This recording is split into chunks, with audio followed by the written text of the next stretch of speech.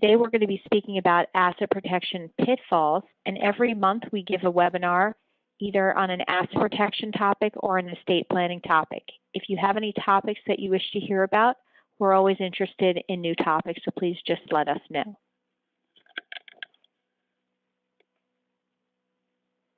Today's overview, we're going to be talking about the pitfalls, so we'll be talking about disrespecting your asset protection structure, failure to maintain compliance, lacking proper agreements for your different entities.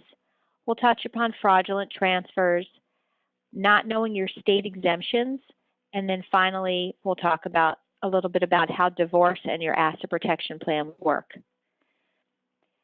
So asset protection is the legal process of titling both your personal and your business assets, putting them beyond the reach of any future potential creditors, threats and creditors.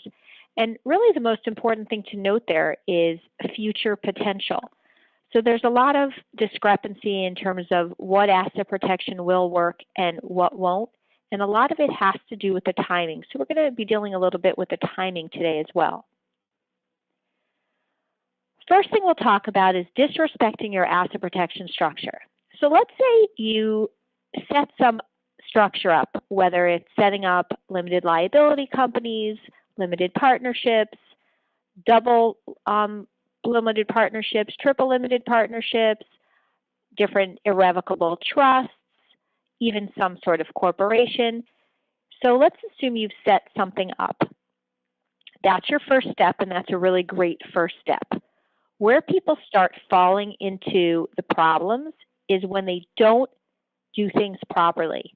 When they have multiple companies and they just start moving money from one company to another. Even if you weren't setting something up for asset protection as, wasn't your primary focus. If you just had a corporation and you start moving money back and forth between you and your corporation or between your one corporation and another corporation, without any rhyme or reason to it, you end up in a position that leaves you very vulnerable if a creditor goes to sue. Because if you're commingling with your personal assets, then if a creditor sues the company, they can, they can attempt to come after you personally and claim that the company is just your alter ego. Well, the same thing is true if you have multiple companies. If you start moving money and assets from one company to another, and there's no reason for that exchange, if there's no, and we'll talk about different agreements that you would have later on, if there's no actual purpose to the exchange, that there's no relationship between the companies that would render that exchange a necessary or reasonable exchange, then you're really commingling. You might be moving money from one company to another, just figuring, they're all me. It doesn't matter. I'll just take the money from company A, I'll move it into company B, and then ultimately it's gonna be moved to me anyway, no problem. That's a pitfall. You start doing that, and that's going to look very bad if a creditor ever sues you, gets a judgment, and then goes to collect. And what's very important, I think, is an underlying idea here, is that really what we're talking about is after a creditor gets a judgment against you, that's when all these things start coming to light. During the litigation process, except under rare occasions, the creditor really doesn't even have a right to ask you what you have. So they don't usually have that information. It's only after they have that judgment against you when they're given the opportunity to sit you down under oath and ask you what you have, and they send you a request for documentation, and they start seeing everything, all your tax returns and your company agreements and lots of other things, whatever they've asked for. That's when they then have the information in front of them, and that's when they can go to the judge and start saying, hey, we think that the debtor did something here, and we feel we should be able to go after them personally, or they can unravel a plan. So there's a lot that can fall into this. Another thing that I find that people do incorrectly and such a simple thing, is not signing properly when they're dealing with a company. For instance, let's say I have a limited liability company, an LLC. Well, we're going to talk a little bit later about member managed versus manager managed, but let's just assume it's a manager managed entity. If I make a deal on behalf of that LLC, or I sign a contract, even for a new copier or whatever it is, and I sign on behalf of the company, and I just sign my name, and I don't put my title after there. I don't put manager after my name, or I don't put president if it's a corporation. Well, then the argument can be made that you are personally obligating yourself for the company itself, for the company's debts. So no matter what, if you take any lesson away from today, it should be make sure if you're signing something, you're always signing in the proper capacity. That means if you're signing on behalf of a trust, you're the trustee. If you're signing on behalf of the corporation, you have some sort of officer role, whether it's president, vice president, CEO, whatever it is. If you're signing on an LLC, we of course encourage it to be a manager managed, and it'll be manager. If you're signing on behalf of a limited partnership, you're signing on behalf of the general partner. That is critical. You signing correctly, you open yourself up to being held personally liable for company debts or contracts. Another thing that people seem to do, and I see this every day, is they set things up and then they don't file their tax returns. They set it up in 1 year and then they're like, oh, I didn't bother putting anything into it this year. It lay dormant. I don't need to file a return. Well, the understanding is that if a company is set up correctly, it's acquired a federal tax ID, which means that the IRS is now on notice that there is a company. That means they sent you a letter that told you what you need to file. And if you don't file it, even though you never funded the company, then theoretically the IRS can come back and tell you you should have filed and charge you penalties. So when you go to file in 2 or 3 years, there's potential for there to be penalties. So even if you have to file a 0 return, file your return. That's the best way to approach this. That way you don't ever have a problem with the IRS and they can't come back and tell you you should have filed and you failed to file. In addition, what if you've moved or there's a name change in the company or there's new owners in the company?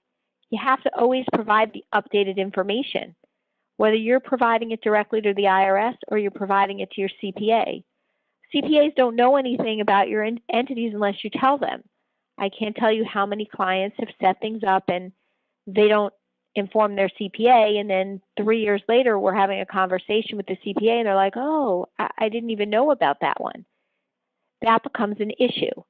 So you must always make sure that if a return needs to be filed, it's filed, that you're filing the correct return, that you're filing it with the most updated information, because if you think about it, one day, whether it's you're selling the company or when you pass away, the company has to be valued and assets transferred or ownership transferred, or you're using it for gifting to transfer company interests to your family members.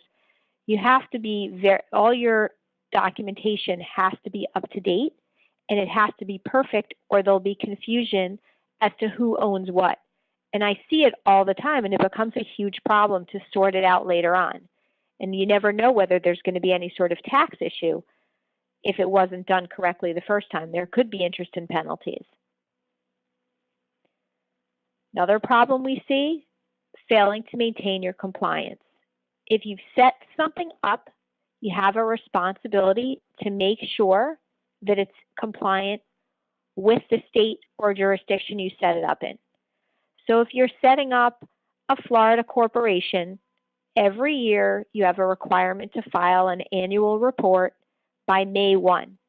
If you're setting it up in Delaware, the corporations have to be filed in March annually, and LLCs and partnerships have to be filed in June.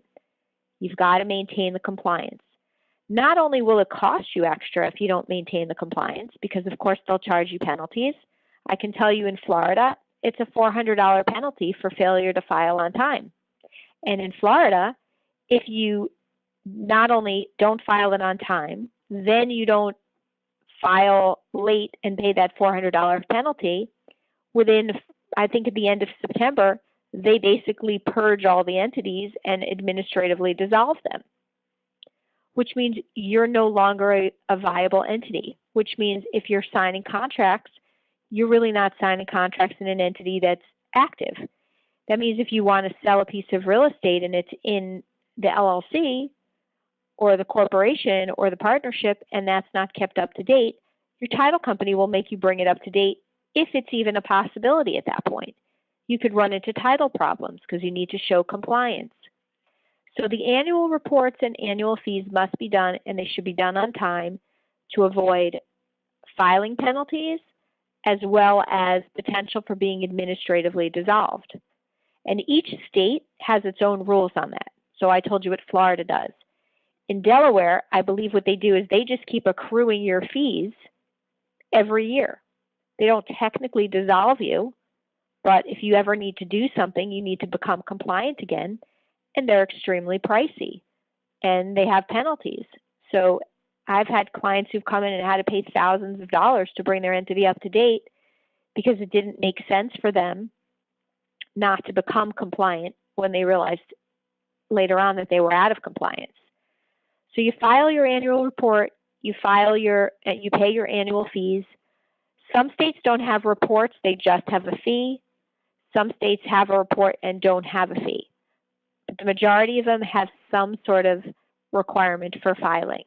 So it's important to know every entity that you have, make sure you know what the filing requirements are. The other thing I see happening is if you set up a company and you set it up outside of where you live, outside of your state or your jurisdiction, you're going to need to have what's called a registered agent. And that registered agent can be a human being, can be a company, could really be any person or company that has a office or residence in the state where the entity is registered. So if you have a Delaware entity, you need a registered agent. Generally, you're going to use some sort of corporate registered agent or an attorney. Well, they charge a fee every year. The company cannot be compliant with the state unless it has a registered agent. So if you fail to pay your registered agent annually, they will resign and you will have no registered agent and your company becomes out of compliance.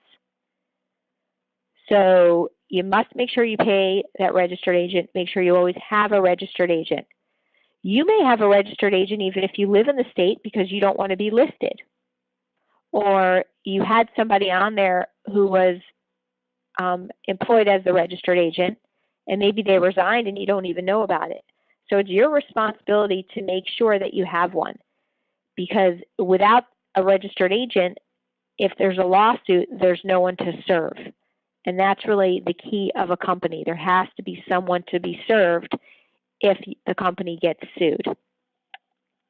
So registered agent must keep them up to date. Again, you fail to file your proper tax returns, it's going to be an issue because the IRS is going to come back at you potentially.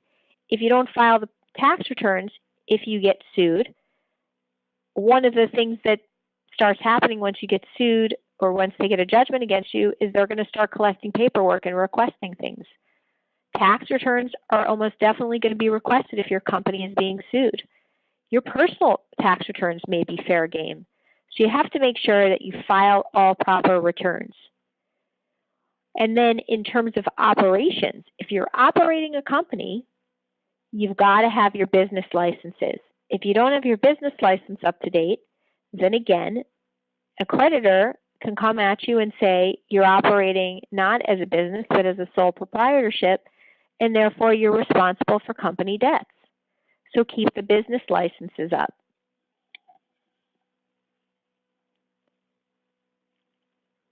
Now that we have our entities formed, we know we have certain compliance issues that we have to do, usually on an annual basis. Let's talk about the company itself. Anyone can go online in almost any jurisdiction and create a company. It sounds like an extremely simple thing, but I cannot tell you how many people set things up. They go online, they click buttons, they really don't understand what they're doing, and even though it seems like an easy thing, they end up clicking the wrong buttons, putting the wrong information, and putting information out there that's not correct. Okay, when we start talking about managed versus member managed, I'll get more into that. But right now I want to talk about, once you form that company, let's hope you did it correctly, is there an agreement for the company? Does the LLC have an operating agreement, the partnership a partnership agreement, corporation shareholders agreement and bylaws, trust agreement? These are the things that are going to set the rules, the responsibilities, the liabilities, and the powers of the members or owners and the people who run the different entities, whether it's an LLC and it's a manager, partnership a partner, corporation might be a president or a CEO, and the trust is a trustee. We have to have that written agreement to tell us what we can and cannot do. In the absence of a written agreement, you default to the state statute, which might not be as good as you'd like it to be. Whereas a good part of the states will give a statute that says, here's the default. However, you're free to make an agreement. And as long as the agreement is compliant with our state laws, you can put anything you want in it. So that's what I would want to do. It's essentially like making your own rules. And the compliance is very simple. You just have to have an operating agreement that complies with state statute. So regardless of what state it is, you've got to have an operating agreement if it's an LLC. And some of the ones you can buy online, they really don't do the job, because the people who prepare them, they're spitting out the document without really thinking of who the client is. They're just churning them out.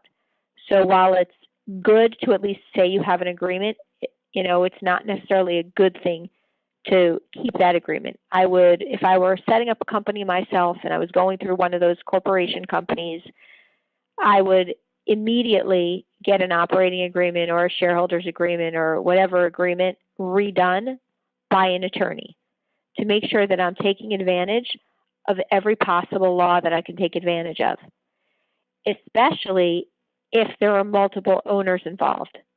So if I'm the only one who owns my LLC, it's a single member LLC, I still believe an operating agreement is important to have, but if there's multi-owners in it, then it's essential, because the operating agreement is going to set a lot of the parameters for how the company operates and how the different owners are involved, the liability, what people are able to do and not able to do. It might set the terms for buying each other out, or what happens if somebody dies or becomes disabled.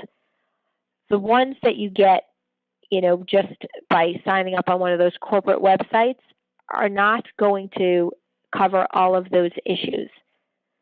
So I would definitely encourage you that if you're doing that, make sure an attorney redoes it, or go to an attorney in the first place and have it done properly. And that goes with any type of entity, because what happens is when the time comes, if you do get sued for any reason, you're going to need to show the agreement to see what the agreement says about a particular issue. And again, it's going to set the control and the parameters and who can do what, and it's just really essential. So not having a proper agreement is something we see absolutely every day.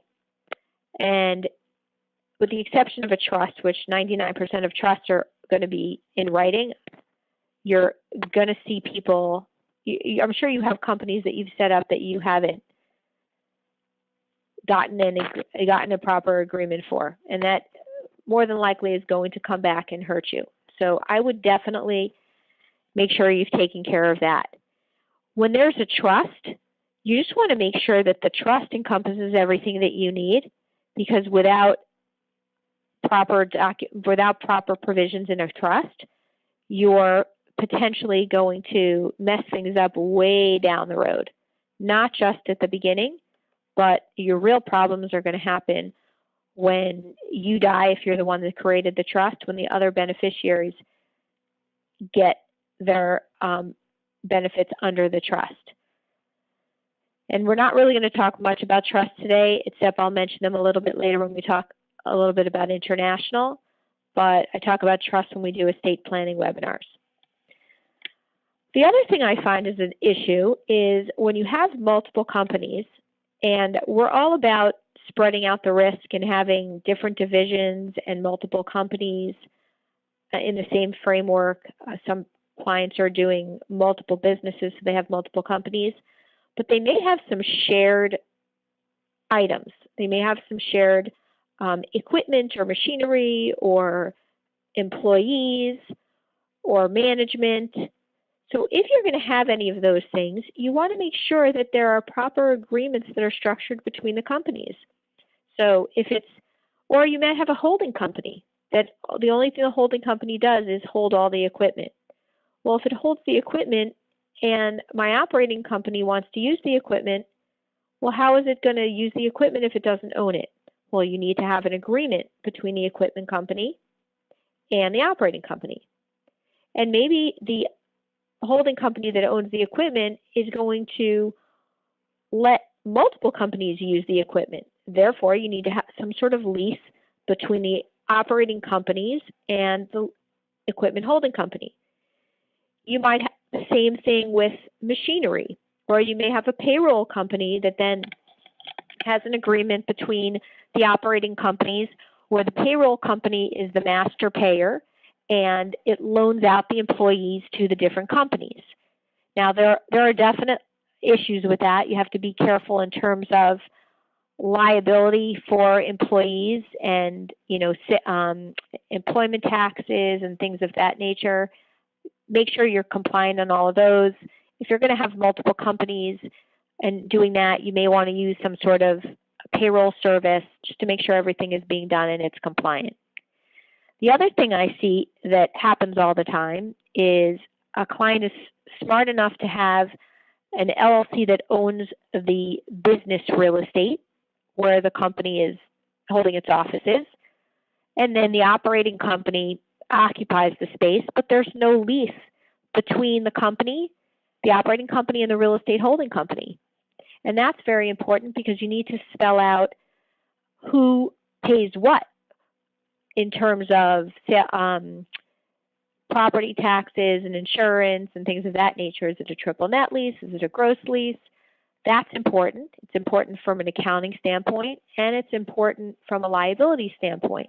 You want to make sure that you've got the agreements that are running between the two companies so that you can reduce some of the liability and keep things clean for tax purposes.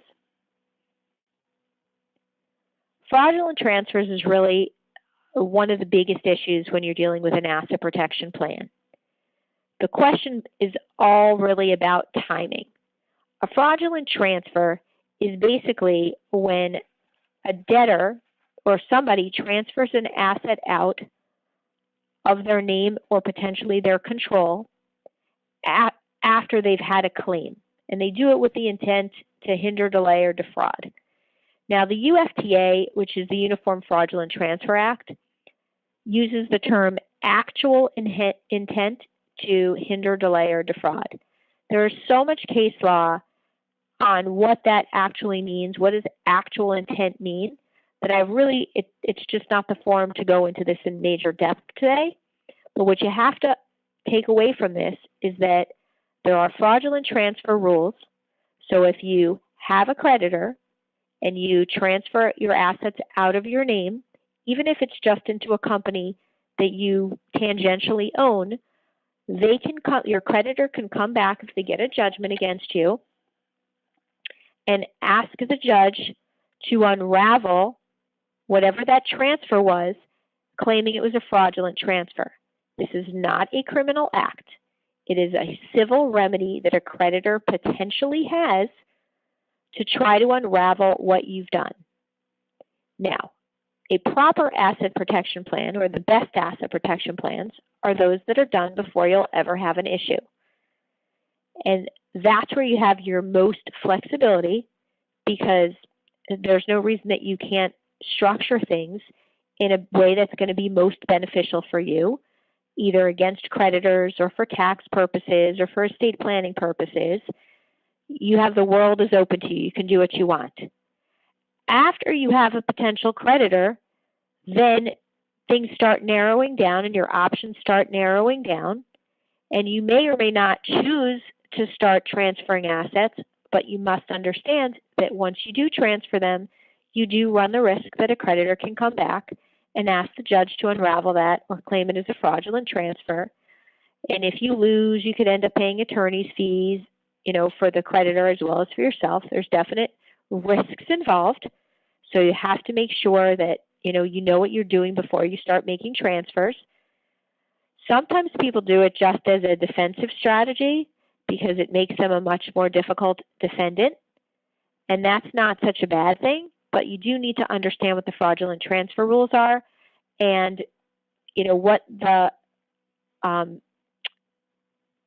the ramifications of them are depending on where you live. The UFTA is being adopted fairly widely. So you want to make sure that if you're thinking of doing any sort of transfer, you kind of want an attorney to look at that and look at the state law and make sure that they're advising you, if that is going to be a fraudulent transfer or not. And then you can make your decision whether or not you want to do it. What's interesting to me is that I always think, where does the timing of the claimant arise? When does somebody become a creditor for fraudulent transfer purposes? Is your mortgage company a creditor from the day you sign the mortgage, or is it only a creditor from the day you stop paying? I would argue, because I usually take a very conservative approach, that they are a creditor from the time that you sign that mortgage, because you are obligating yourself to pay them money. Even though you're compliant, you're obligating yourself to pay them money. And the creditor, the bank, is going to claim the same. If you have a partner who sues you, when did the partner become a potential creditor? Well, did they become a creditor the day they became a partner with you, where you had obligations to each other? Or is it on the day that you allegedly breached whatever your agreement is? So the timing of all that is very important. And for a judge, it could end up being a very pivotal point. Your argument is always going to be, well, they were not a reasonably ascertainable creditor at that point. Everything was fine. Whether that works for you, it's really hit or miss. What the judges are looking at when they're looking at fraudulent transfers is the timing is very important. Who you transferred the assets to. Did you transfer it to an entity that you own? Did you transfer it to a related party? Did you transfer it to somebody completely unrelated? Did you sell it for fair market value? Can you justify your sales price? Because sometimes just transferring an asset for less than fair market value is considered a fraudulent transfer because depending on who it's sold to, if it's sold to an insider, then the judge is going to look at that much more strictly. If it's sold to an outsider, the judge may just say, well, you may have gotten a bad deal, but it's meeting of the minds, willing buyer, willing seller. The other thing you have to look at is when you're looking at a company, where is the company formed? What's their state of registration or their jurisdiction of registration? And where does the company operate? Where do the owners live? What law is being applied? Is the law of the company registration state? Is it the law of the owner's state? Is it where they're operating? You have to make sure you look at this and you have your attorney evaluate, because you may want to argue that, wait a minute, somebody's suing you in state A and it's not state A's law that applies, it's state B, and state A needs to do full faith and credit and apply state B's laws. So that can make or break a case potentially. Especially, and I'll talk about the international right now, if you have an international entity. Well, if you're outside of the U.S., and as long as you're tax compliant and filing everything with the IRS and letting them know you have some sort of international structure, then there's no reason that an international structure wouldn't be fine for you to have. perfectly legal, you're paying your taxes, you're not trying to hide anything from the IRS, everything is being done properly. The money that was put into the international structure is, clean money. It was earned. There's no sort of money laundering. There's no problem with it.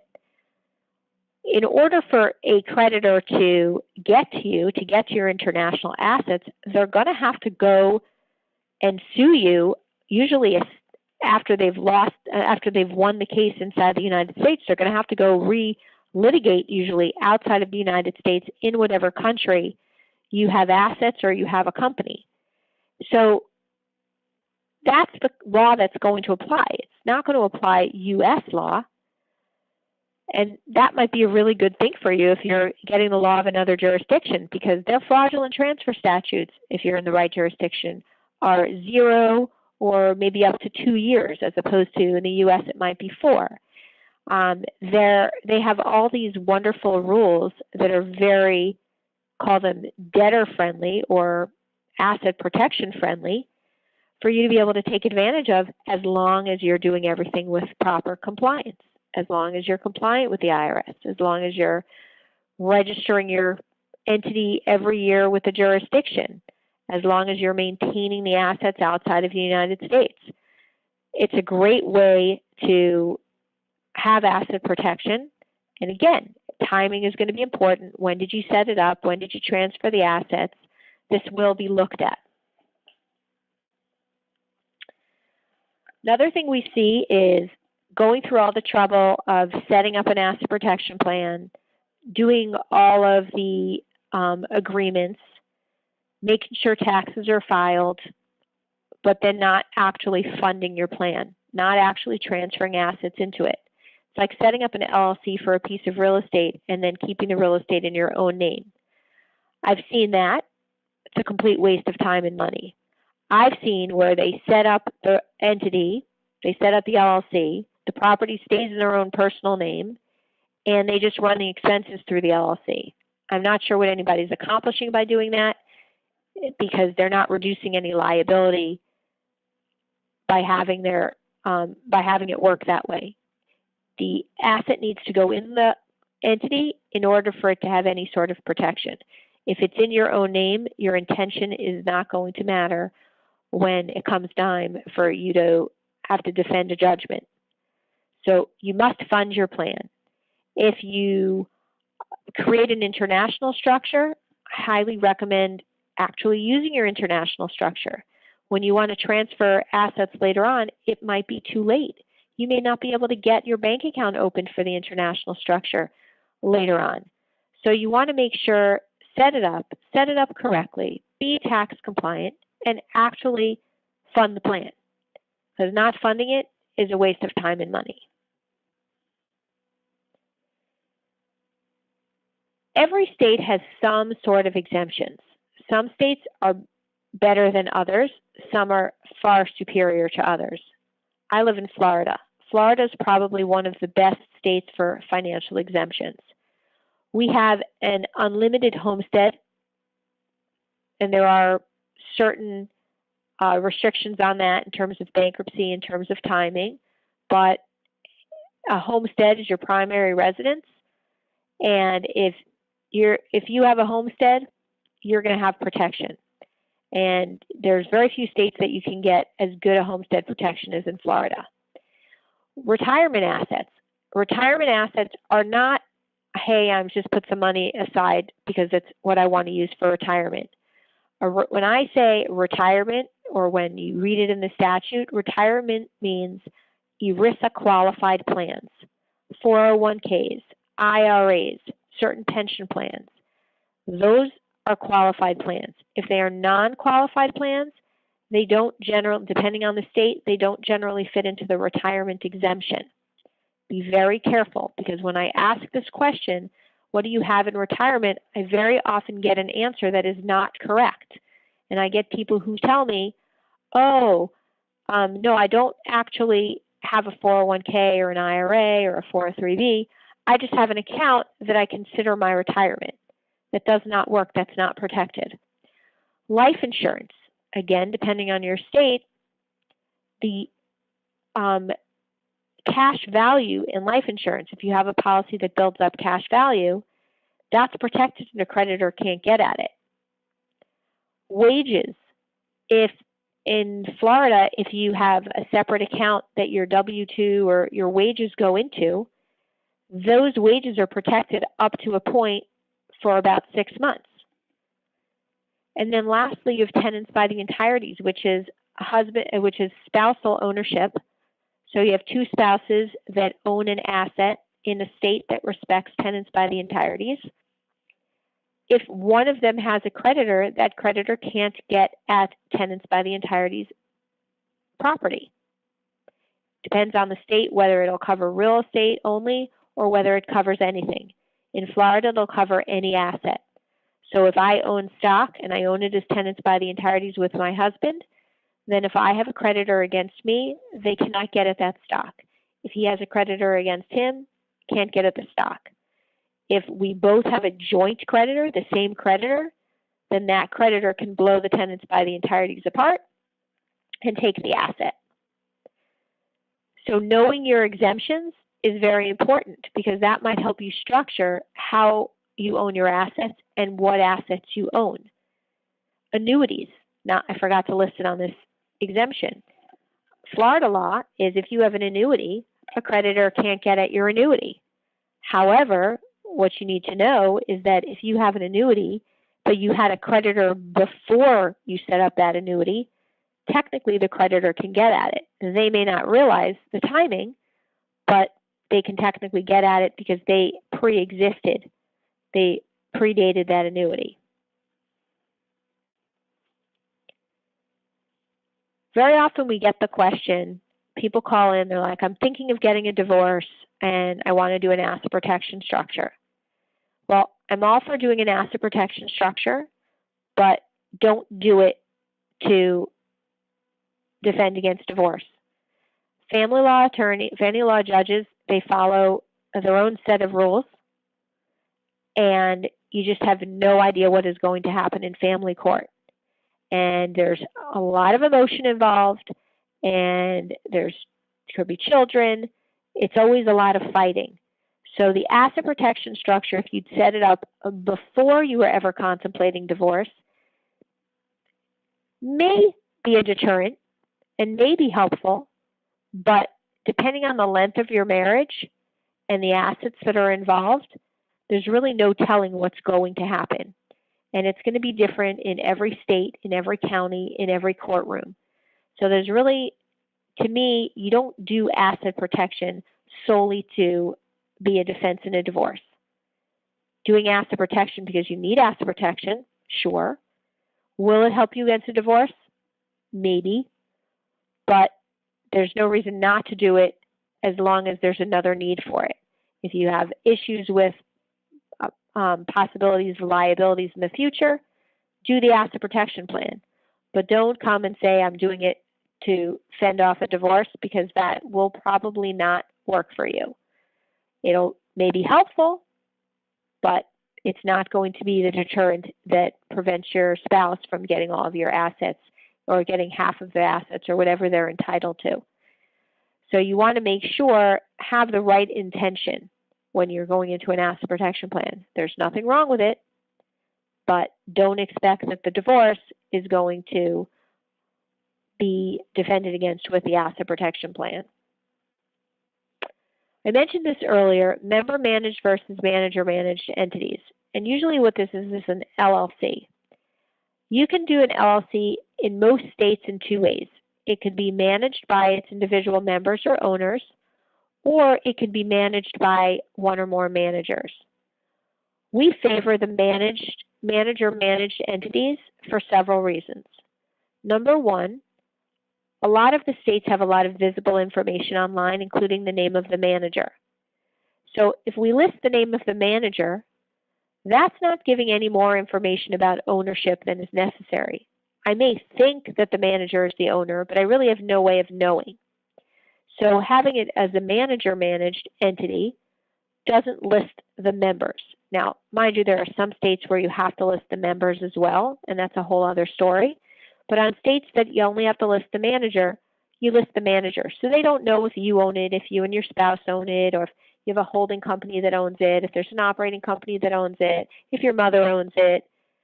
They don't know that information just by virtue of it being a manager-managed entity. It also makes it a lot cleaner to manage the LLC because now you don't have multiple members involved in major decisions.